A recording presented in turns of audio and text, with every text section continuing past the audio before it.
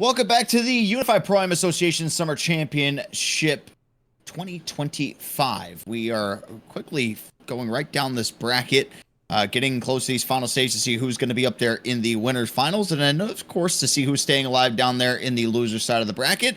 𝐸𝐸𝐺𝐥𝐵 with you here to close out the night as we got ourselves a good one. I guess like battle with the OGs, Joe, if you will. Breakout taking on greatness. Lots of household names in the community going head to head.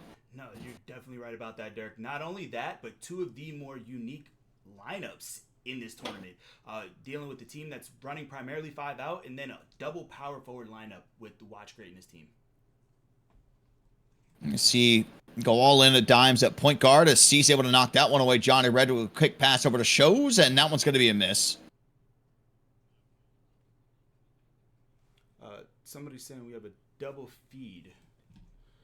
Gotta get that checked out, but just letting our producers know.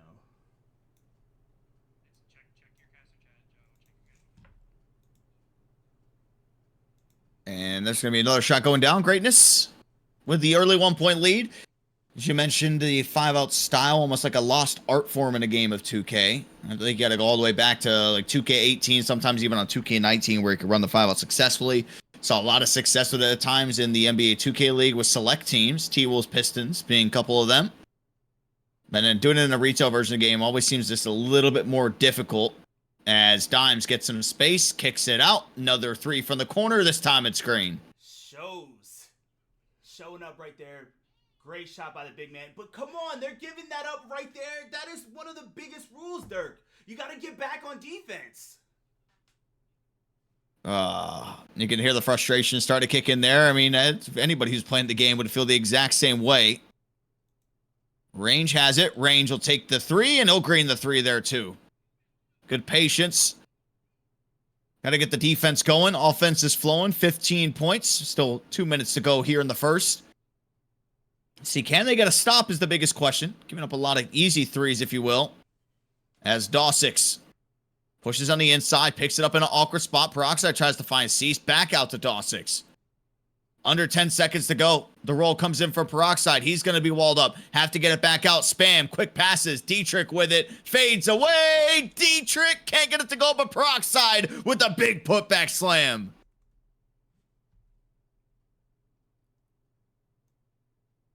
$15 between Breakout and Greatness. Dimes, head full of steam, and that one's going to be shut down there at the rack.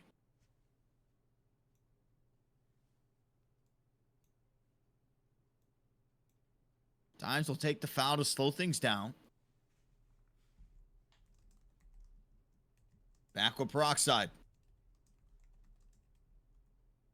Dimes confirmed what maybe we were wondering. 𝐸𝐺𝐵𝐻 is on the popper. Pass over there to 𝐒𝐮. No steal comes in. 𝐒𝐮 fades away. 𝐒𝐮 can't green it. Another big offensive rebound, though, for King 𝐸𝐺𝐵𝐻.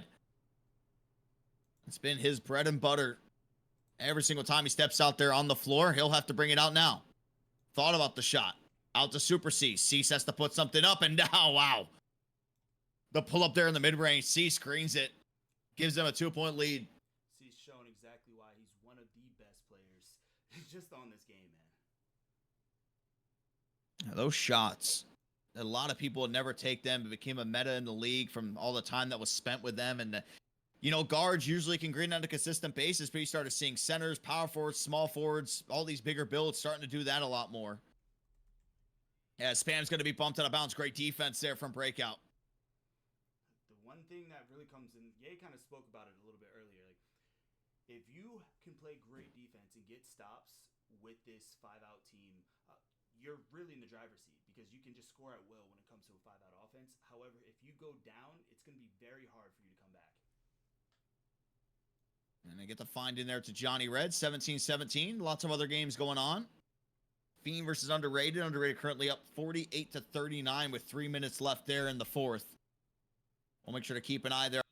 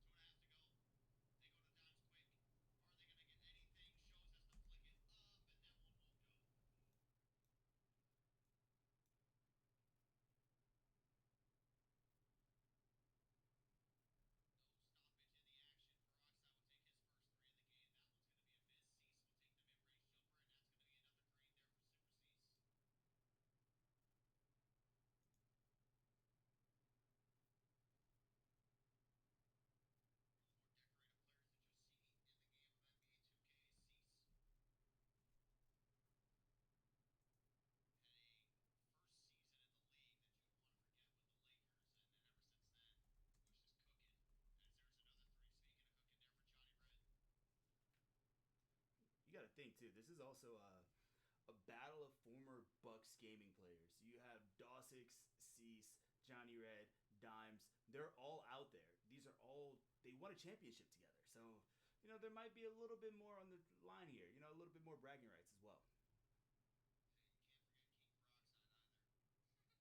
I mean, hey, look, Parox is the heart and soul of any. If you notice, like, anytime Span plays, most of the time Peroxide to center. Like as much as we say, like Peroxide is a two-time UPA champion, and he's an integral part anytime they play. So you definitely got to give that man his respect.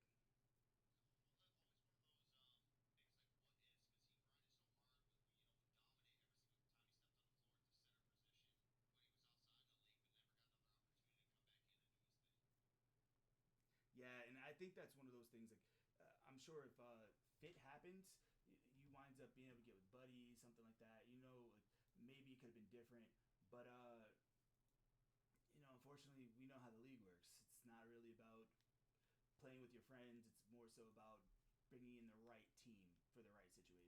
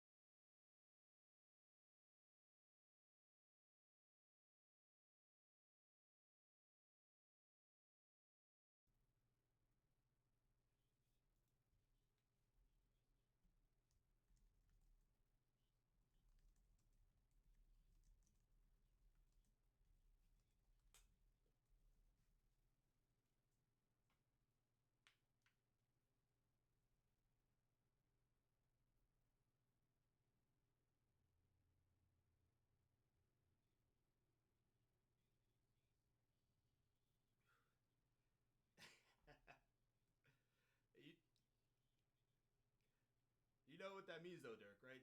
You're on the edge of the green window. So hey, it still goes in, but it was just a little close. That would have been a full bar back in the day. Green. I don't care if it's on the edge. It's a little bit before. If it's green, let that thing swish. There's a reason why it's an excellent release. You know what I mean? Like, why have it bounce around like that? I think it's just more so, just for the entertainment value, right? It's just like, oh, did you hit it? Because the worst is when you get that similar kind of animation, but it just rims out, and then you're kind of sick. I remember there was a couple, I think it was like 2 or 3 2Ks ago, and it was glitched at the start of the year where every green would like clank on the rim and in. And then they put in updates where everything swished, and it was so satisfying. Like when you knew somebody was greening, it was not gonna bounce around and ping pong and all this other stuff. And then all this year, like I green a shot and it's bouncing off the top of the backboard and rolling in. I was like, come on. No, that was rough. Also, those long boards too. So just off that same sort of thing, and you're just getting the far long boards. You're trying to get something as a center. So now you're just getting screwed on both ends. Ooh. Good take there. Had Peroxide on his back end. And I think Peroxide was like, yeah, he's not going to go up with this. He's going to dribble into the paint and try to almost do like a Steve Nash type move and just try to kick it out as soon as he gets down there. Dimes is just loving just the meter. He's like, all right, cool. Like, I'm going to meter this as much as possible. Trying to get the meter dunk almost every single time. All right, yeah, you can try and lay it up. But he's looking for that or the bailout. Good amount of it. It must be nice to be so good at 2K that you can go from being one of the best point guards, then you switch over to center, you're then one of the best centers, and then you can just freely switch back to the point guard position. Which is why I've always said, if you can play point guard at a high level, you can play any position on the game of 2K. That's the one position where everything just correlates. Now, if you're a center, I don't agree. I don't think you can go from playing center first to being like one of the best point guards in the entire world. Yeah, I think it really comes with the, of course, point guard, you're running the offense, right? Like, Dimes became such a great center because of his vision, which allowed him to be able to be a great passing big and also just be a great help to a Cooks and, whoever else he had at his point guard position. He was kind of almost like a crutch or like a tight end in football, right? Like, just something you can constantly rely on and really be able to help you develop. They're giving up a lot on the inside. That's where a lot of the damage has been done. I mean, when you have a 1 possession, 2 possession lead, if you're just able to just keep going with your twos, you're going to maintain that the whole time. And I think that's where the frustration just came out from Dimes calling that timeout. Just because at one point it was Peroxide scoring 3 times in a row, and then now you're getting Dietrich involved in there. So there's an obvious hole in the defensive side of things that's going right down the middle instead of behind the arc. So we'll see if there's going to be any adjustments that are going to be made here the rest of the second half before things maybe get a little bit too out of hand. And another score comes in from Peroxide.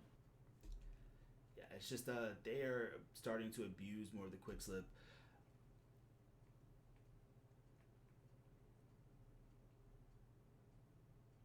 Ooh, that one got knocked away right to the hand of range. Man, those are ones of defenders you just hate. Like, really? That should be mine. Dimes with the crossover move, trying to get some space. Peroxide's right there to wall him up. Aimed at our ball. Fades. And no, Peroxide. Oh, sorry, Dietrich with a huge rebound. Two of them soaring up for it. And Peroxide, guess what? He's wide open again down low. Yo, this is one that the big men are loving. You just see the big man getting involved constantly. We were just having a conversation like, why don't you see great games from big men anymore where they're scoring like more than 20? This might be one of those you can watch. Maybe not 20, but might be on triple-double watch. Yeah, I mean, if it ain't broke, there's no need to fix it at all. If you're getting all these openings, and when I say they're opening, there's not a single person around that could even go for a chase down or try to get into the lane. They're doubling up so high and just giving them a free slip each time down the floor. And you live with that every single time. So Peroxide with 10, just make note of that, and we'll see what he ends the game with. If maybe they try to adapt as Dimes knocks down a big 3. Sure, and then also he just got heat check off that. When you're playing a 5-out team like this, it's more so you want to be able to play that snatch back. You want to defend the 3, kind of run them off the line. If they give up, like you give up a 2, okay, we kind of live with it. We just want to limit 3s as much as possible because we know we can get them back on the other side. They fouled Dime, and that is a foul to give. I mean, 4 seconds in, so try to see if they can be a little bit more aggressive here. Dimes with the heat check, as you had mentioned, Joe. As he goes into the inside, now brings it out. Could look for a pass back maybe here. for him to maybe use his heat check. Oh. And he got the charge. Wow. The most inconsistent animation that you can get in the game. You genuinely never know if it's a blocking foul or a charge, because you know 𝐒𝐮 right there is not holding circle. He's just walling him up. It's just more so like he's probably holding like intense defense, tried to use the cutoff step and just kind of beat him to the spot, and the game just rewarded him. It's just don't overuse turbo. That's really what yelling at the guards. Oh wow, it's a great shot by 𝐒𝐮. 10-point game, 1:30 to go here in the third. With players at this level, I mean, comebacks are always possible, especially when you're looking at the personnel that's on both teams. Dimez goes to the inside, has to bring it back out, starting to get the dribbling rhythm down. Johnny Red now has it. Johnny passes it down to 𝐒𝐿, and 𝐅𝐸𝐥𝐷's there, forces the missed dunk. It's tough. 𝐒𝐿 thought he had it right there too. He could have kicked it one more out to the corner. It could have been an open three. If you notice, Dimez isn't really trying to waste his heat check on any sort of midi. So that's why you see him like he's just okay. I'm trying to come back out to the three. He's kind of second guessing himself. I think he had a couple shot options there. That's why having things like heat check, or even when you have takeover, it changes up your game to where it can almost cost you, because you're not taking the easy offense, because you're trying to focus so much on the benefit of whatever takeover, power up, whatever you want to call it. So we'll see if he tries to make it pay off here, and you got to get something going. Dimez does get one up in the air. Not going to take anything just yet. Still dancing around, pass out to range. Range for three. Can't get that one to go. It's a great board. And there is going to be a steal, though, back on the other end. So range misses a shot. Got back on defense in transition. Probably could have had Dimez there on a quick first pass. Instead, don't go to him. And now they do. I mean, no matter what angle Dimez is trying to take, they are just cutting him off with ease. I mean, smart. You know that it's breakout basketball, right? They live and die by dimes. One thing I'm trying to see too is you saw them running a 𝐒𝐿 on the right hand side. Watch greatness. Look for them to kind of run it right here. Looked like it was starting to, but they wound up just getting the points. But it's something watching a lot of Watch Greatness film back past couple days. They really love kind of running that 𝐒𝐿 call, which is pretty much a corner cut. And as the screener, instead of them slipping down to the paint, they're actually going to pop to the wing. Pretty much like a pick and pop Fifi. Dimez just got the ball knocked away in transition. Greatness is going to be slowed up there for a moment. And 𝐒𝐿𝐥𝐷 from three. No good. 𝐅𝐸𝐥𝐷, another rebound. 𝐷 with the midi. Oh, another offensive rebound. That's just 5. 5 of his 10 rebounds on the offensive side. And maybe I missed one at some point, too. That man is horsing. He's able to get to the dead zone. And you see the pop. Beautiful. Oh, he missed another one. Doesn't really happen too much. So I feel like with big shooting this year, it's so inconsistent if you're at the center position. Mm-hmm. I'll have a game where I go out there, green my first 2, and I never green again. Dimez does finally get some space, and the long-awaited 3 finally comes through there. Got his worth there from the heat check. Sure, and now he has two-way off that. If they wind up going more so towards the left side, look for Dimez to try and be a little bit more aggressive this defensive possession. Oh, defensive 3 seconds there on 𝐒𝐿𝐥. 𝐷6 will step to the line. I don't think he's missed a free throw today.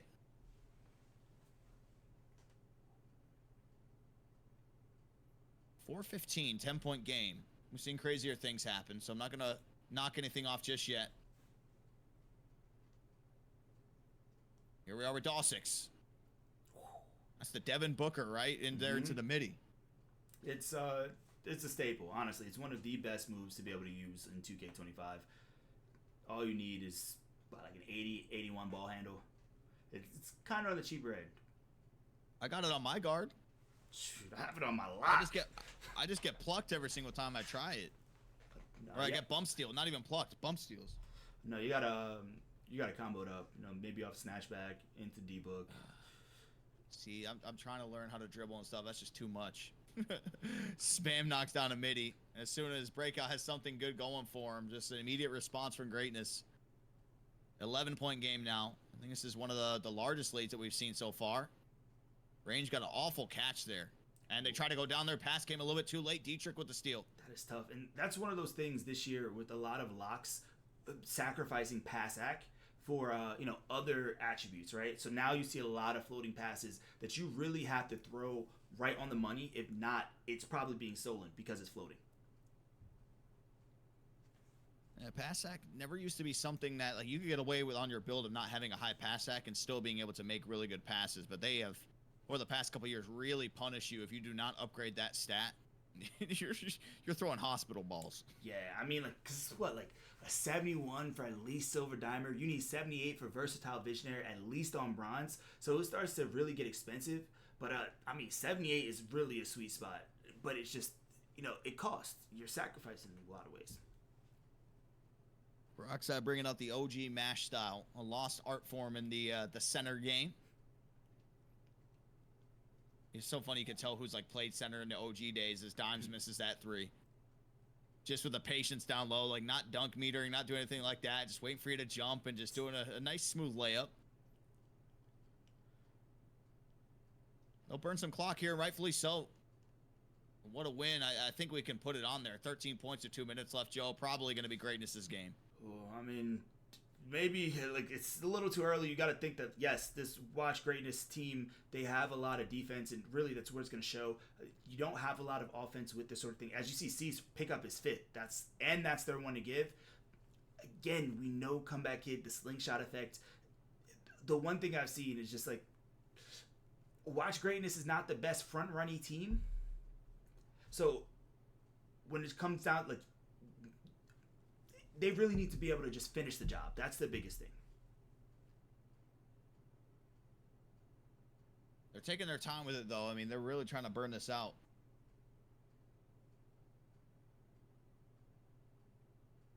Dimez with the steal. Oof.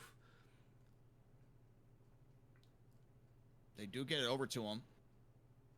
See what he's able to make of it. The crossover there on the inside. 34-point performance. What's crazy, Dirk, is he actually had a 48-point performance yesterday. That's the thing with the 5 out if done correctly. If you're a point guard, you can get into the 35-plus with ease on a game-to-game basis. For sure. I think they won that game by 50. Oh, great defense by Range there. But at times when you do run 5 out, if you look at teams that run 5 out defensively, there's always something that struggles. Even when you've looked at kind of the history of 2K and 5 out sets, it's the offense is enough to kind of push you over the edge, but the defense is always something that just impacts it. It's tough because, what would you really pin that to? Because the power forward build is going to be the same, depending on obviously if you're running like a center, if you're running another power forward. But it's one of those odd mysteries of like, why does the defense lack so much when everything else, is all the exact same positions in certain areas? I think part of that too is due to the limitations that come with your big, right? So like, that shooting compared to having an inside, so you probably have to give up some defense or maybe some passing. You have to sacrifice. No matter what people say, they hate when I say it. 2K is a role-playing game. You have to have strengths, you have to have weaknesses, and when it comes to the pop, a lot of times it comes to defense or passing or even like more so interior finishing, which makes a difference compared to having your inside. And they get the fluky. Dimez will take the 3. Dimez will green the 3. 5-point game. Here we go. What I tell you, Dirk, it's not over. Not in 2K25. Oh, they almost had the fluky. 𝐒𝐿6 will hold. Do they have another fluky? No way! No way! It's going to be out of bounds. Wow! Wow, they had it. If I'm Breakout, I am sick. Oh, they just... Yo! Nah, man. Oh, best of ones got my heart racing, Dirk. They're sending 4 bodies at him and just constantly just knocking the ball out of play. Dimez got to get something going here. It's got to be a 3 now, I feel like, at this point. You just wasted so much time. Goes in and out, and that one's not going to go. It's tough. You wasted so much time on that possession just trying to get anything. It kind of just killed the momentum. You just fought so hard. Not getting that first, that first steal that wound up turning into a turnover, it kind of killed it. But like at the end of the day, you can't wait until the end to be able to really put it on. Like you have to be able to finish the game, and more so for Watch Greatness, you can't allow that to happen. Like you had like a 13-point lead, and it was almost evaporated instantly. it's something that you don't see too much to where you, what was that? That was 4 successful swarms and knocking the ball away in a row. Like, usually there's a foul at some point coming from somewhere, but I mean, they did everything right, what you had to, but I agree with you.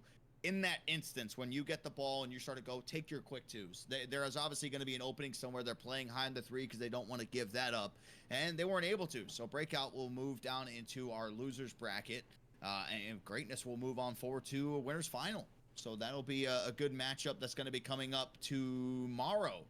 I know that we have I think it's a 5 p.m. Eastern start time tomorrow too. So, and we did get word as well. It is going to be best of 3s for that losers final as well as the winners final, and obviously our grand final too, where we have an opportunity for a bracket reset. So in total, we could have 4 best of 3 series, Joe. You gotta love it, right? I know people were just complaining about just this best of 1 action and everything that's happening here, but look, when the money's on the line, you do have a series, a best of 3. You're not just going to wind up losing off of any sort of fluky technicality. It really comes down to a series. You have to win 2. You have to show you're the best team, and that's exactly what we want, especially with 15K on the line. We'll see what it has in store for us when that does end up going down. This was a hard-fought battle. Just got, going toe-to-toe with them the entire game, but you heard Dimes call it out a lot and just was calling on the defense. Peroxide obviously had himself a game. D-Trick the same thing there on the inside. So it really, in a lot of these games when we see a team win in the fashion that they did, you usually think it's like a 3-point barrage, and that's all the offense that they have going for them. This was a good mix, almost like an OG mix of attacking the inside and utilizing your bigs, probably more than you see just, in the modern era of NBA 2K.